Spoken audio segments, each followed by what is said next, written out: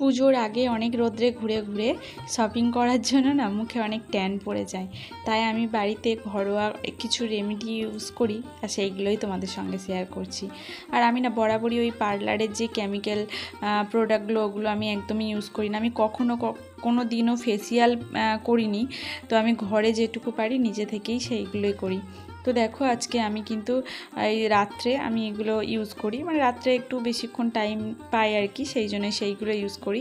আর আজকে আমি নিয়েছিলাম বেসন, কাঁচা দুধ আর একটু সামান্য রান্নার হলুদ, এই দিয়ে কিন্তু একটু মিক্সড করে নিয়ে ভালো করে মুখটা পরিষ্কার ঠান্ডা জলে ধুয়ে এসে ভালোভাবে মুখে অ্যাপ্লাই করে নেব। একদম গলা ঘাড় যার যেখানে একটু কালো কালো ভাব থাকে না, পরিষ্কার করে একদম লাগিয়ে নেবে। নেওয়ার পর 10 মিনিট মতো রাখার পরে দেখবে মুখে একটু টান টান ধরছে, তখনই মুখটা পরিষ্কার করে ধুয়ে নেবে একদম ঠান্ডা জল দিয়ে। ধোয়ার পরে অবশ্যই মুখে কোনো কিছু মাখার পরে না অবশ্যই কিছু একটা ময়েশ্চারাইজার ইউজ করতে হয়।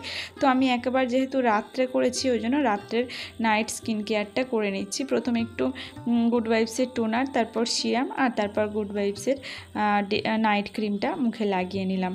আর এই গুড ভাইবসের প্রোডাক্টগুলো না এত উপকারে এসছে আমার মুখে, তোমাদের বলে বোঝাতে পারবো না। তো দেখো আমার মুখটা দেখো কত সুন্দর স্কিনটা লাগছে।